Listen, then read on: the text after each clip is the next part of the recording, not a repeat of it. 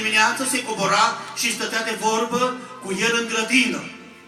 Așa cum se coboară prin Duhul Său cel Sfânt și stă de vorbă cu noi, cu fiecare dintre noi. Cei ce cred și ascultă cuvântul Lui. Acest om a căzut în păcat. Din cauza de neascultare și din pricina lui, păcatul a devenit peste toată lumea. Și cuvântul lui Dumnezeu spune că toți sunt păcătoși și lipsiți de slava lui Dumnezeu. Iată dar că planul lui Dumnezeu pe care l-a avut El cu omul ăsta a căzut în păcat. Aș vrea ca predica mea să fie scurtă. Dar în cuvintele puține care voi vorbi, aș vrea să înțelegem ceva. Lumea din zilele noastre de astăzi așteaptă o sărbătoare mare. Este o sărbătoare mare pentru că dacă nu era sărbătoarea aceasta, noi nu eram mântuiți. Dar depinde cum ține fiecare această sărbătoare. Depinde ce crede în nașterea Domnului Iisus Hristos. Pentru că primul om pe care l-a făcut Dumnezeu a căzut în păcat și trebuia să vină altul. Trebuia să vină altul pe pământ. Trebuia să vină să se dezbrace de slava Lui cerească, Fiul lui Dumnezeu, și să vină jos pe pământ, să ridice păcatul deasupra noastră, de acolo de unde a căzut Adam. Dacă El venea, îi spunem, unii țin Crăciunul, alții nu-l țin. Este nașterea Domnului Iisus Hristos. Am putea să ne punem întrebarea, Doamne, de ce nu s-a născut în alt an? De ce nu s-a născut în altă lună? De ce nu s-a născut acum? De ce nu s-a născut să fie născut mai târziu? Găsim scris în cuvântul lui Dumnezeu că El s-a născut la împlinirea vremii, când a fost hotărât de Dumnezeu. El a venit pe pământ, El a fost înainte. Spuneam de dimineața că El nu are nici început, nici sfârșit. El nu s-a născut atunci când a venit pe pământ. Fiul lui Dumnezeu. El atunci doar s-a întrupat în Fecioara Maria. Când a venit îngerul la ea și i-a spus, iată că vei rămâne însărcinată și vei naște un fiu. Doamne, cum se poate lucrul acesta? Pentru că eu nu știu de bărbat. Cum pot eu să nasc un fiu? Duhul lui Dumnezeu te va umbri sau va coborî peste tine și vei naște un fiu. Sfântul care se va naște din tine va fi Mântuitorul lumii și vei pune numele Iisus. Slăvit să fie Dumnezeu! Minunea mare care s-a întâmplat. Vă spun că Iisus, dacă se năștea ca o naștere normală, El nu putea să mântuiască lumea, pentru că se năștea sub păcat. Dar El trebuia să se nască din Duhul Sfânt. Trebuia să se nască dintr-o fecioară care n-a cunoscut bărbat. Și astfel El s-a născut fără de păcat. Pentru că de la Adam, cât s-au născut de la Adam și până în zilele noastre, toți sunt sub păcat și moștenesc păcatul lui Adam. Păcatul strămoșesc. Dar Iisus Hristos s-a născut fără păcat. Pentru că El a venit și s-a zămislit prin Duhul Sfânt. S-a întrupat din Fecioara Maria. Slăvit să fie Dumnezeu! Iată dar, Iisus Hristos, Fiul lui Dumnezeu, a fost primul născut dintre mai mulți frați. Și cei care se nasc în Domnul Iisus Hristos, cei care se întorc la Dumnezeu și primesc mântuirea lui Dumnezeu, sunt frați cu Iisus. De ce se spune că noi suntem copii al lui Dumnezeu și frați cu Iisus? El este primul născut. Slăvit să fie numele. Iar noi toți suntem frații Lui. Slăvit să fie Dumnezeu. Un om a întrebat într-o zi, pentru că el căuta mântuirea, și a întrebat pe cineva și nu a găsit răspuns. Și atunci a hotărât să-L întrebe pe Dumnezeu, Doamne, eu vreau să mă întorc la Tine. Dar spune-mi, Doamne, acolo în iad, sunt oameni catolici? Sunt, i-a spus Dumnezeu. Doamne, sunt și sâmbătari? Sunt, i-a spus Dumnezeu.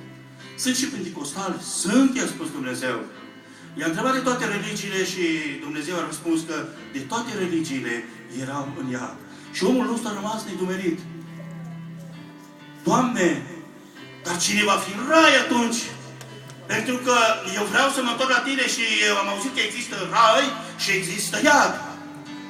În rai nu vor fi nici penticostali, nu vor fi nici sâmbătari, vor fi nici catolici, nici ortodoxi și de nicio religie nu vor fi acolo.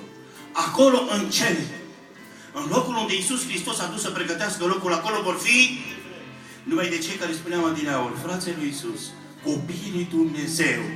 Acolo nu vor fi religii, să nu ne sprijinim pe nicio religie, ci pe Iisus Hristos, Domnul. Pentru că mântuirea vine prin credință în Domnul Iisus Hristos, slăvit să fie numele Lui.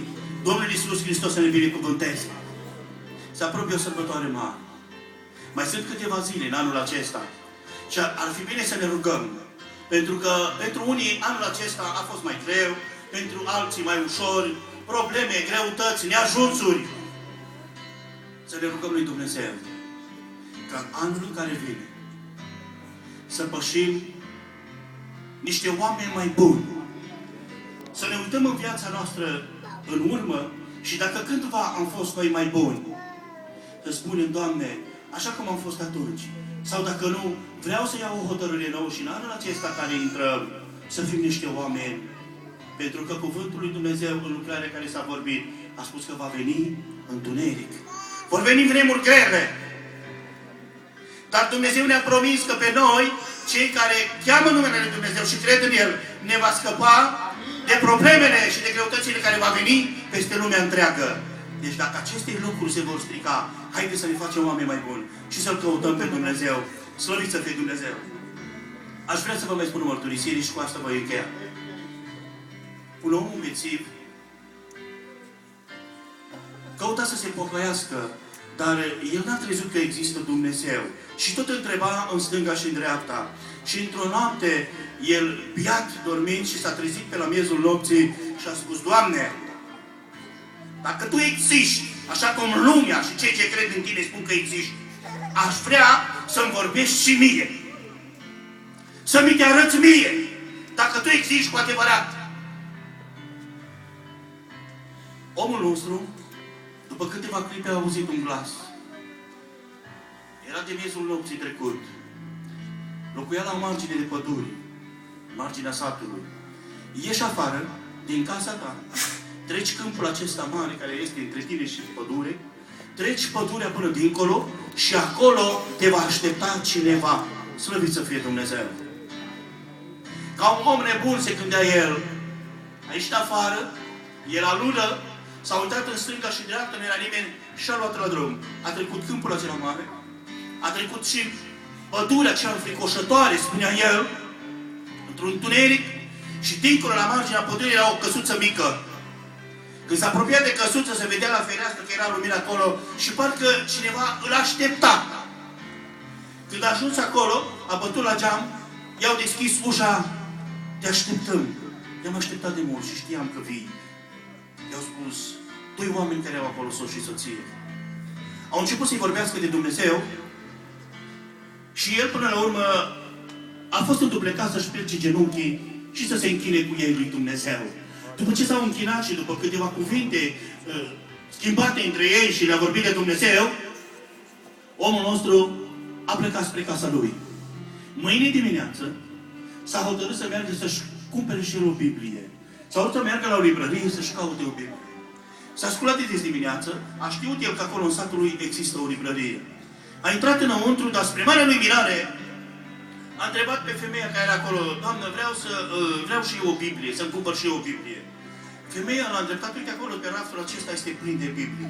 S-a apropiat el, era un perete acolo în fundul librăriei, plină de jos până sus, cu Biblie.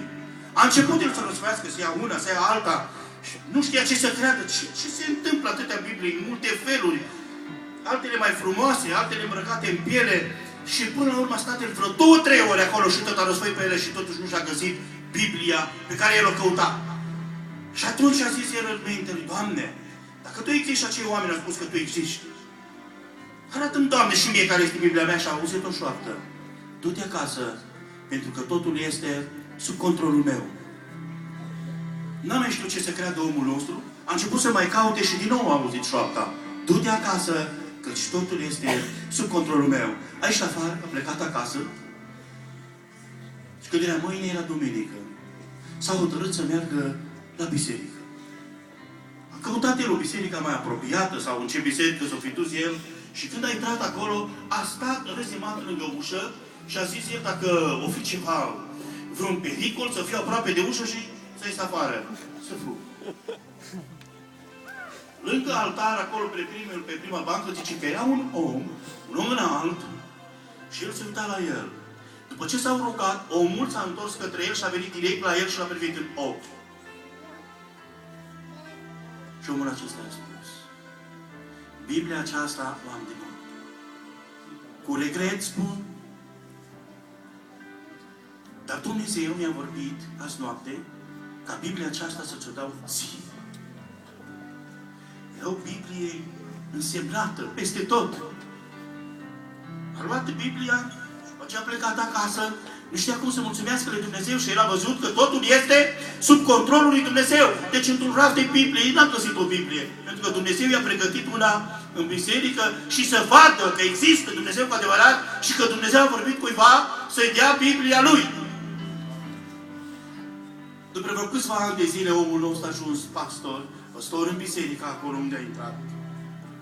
Dar, într-o noapte, întorcându-se de la biserică, era o noapte, o zăpadă așa cum a fost acum vreo câteva zile, când toate drumurile s-au închis, și întorcându-se, zice, Biblia lui era între scaune, între el și soția lui, că dincolo era soția, și în spate era fetița lui de 12 ani.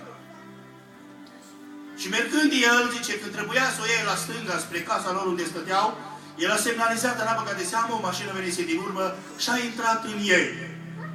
Și la accidentul care a fost, mașina s-a îndrept în două, fetița lui a intrat în comă, soția lui a murit pe loc și abia după ce a venit descarcerarea să-i scoată de acolo, i-a scos, au ajuns la spital amândoi și după câteva zile fetița lui a murit.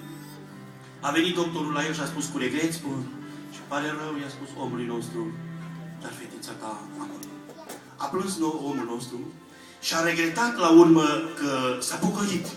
Și a început să se certe cu Dumnezeu: Doamne, dacă Tu ai spus că existi, am slujit atâția ani în biserica Ta, am fost păstor în casa Ta, am primit și Biblia aceea pe care Tu am căutat-o și n-am găsit-o și mi-ai dat-o în biserică. Doamne, nu știu ce să mai cred.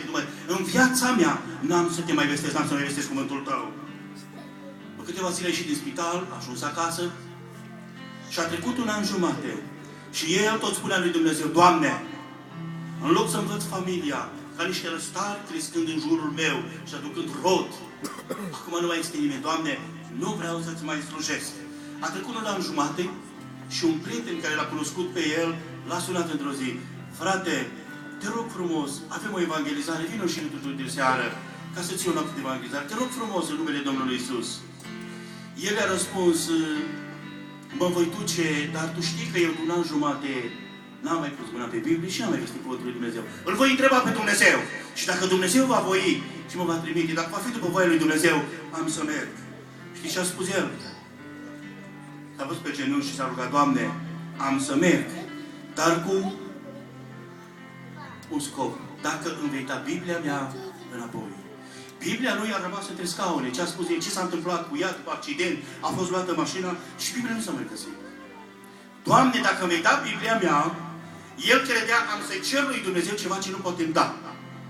El a trăit cu impresia asta că Dumnezeu nu poate să-i mai dea Biblia înapoi. În momentul în care el s-a rugat, o împușcătură s-a auzit afară. Ce se întâmplă? S-a întâmplat el. Este vânătoare noaptea aceasta? În timpul acela a pus mâna pe telefon și a sunat la poliție. Alo, domnule polițist, nu știu ce se întâmplă aici unde stau eu, pentru că se trage cu armă. Cine ești tu și de unde suni? Și a spus numele, s-a prezentat. Domnule, tu știi unde ai sunat? Aici este poliția rutieră. Cum te cheamă? Îi spune numele. Domnule, te rog, mai spune odată numele. Domnule, tu știi ce avem noi în fața noastră? Avem aici o Biblie pe care nu este adresă, nu este nimic, doar numele tău scris. Dacă nu sunai în clipa aceasta, Biblia ta se punea într-un sac și se ducea acolo într-o aripă, cine știe unde era pusă. Și nu mai găseai. În viață nu mai găseai. Dar pentru că tu ai sunat, dă-ne adresa și oamenii noștri îți vor duce Biblia ta înapoi. Slăvit să fie Dumnezeu. Îi ceruse lui Dumnezeu un lucru care el credea că Dumnezeu nu poate să-i dea Biblia. De aceea s-a auzit împușcătura. Poate așa a fost Dumnezeu. Poate n-a fost împușcătură. Dar Dumnezeu a tras un semnal să sune și să-i trimată în Biblia. Slăvit să fie Dumnezeu. La Dumnezeu nimic nu este cu neputință. Slăvit să fie Dumnezeu. Domnul Iisus Hristos să ne binecuvânteze. Amin.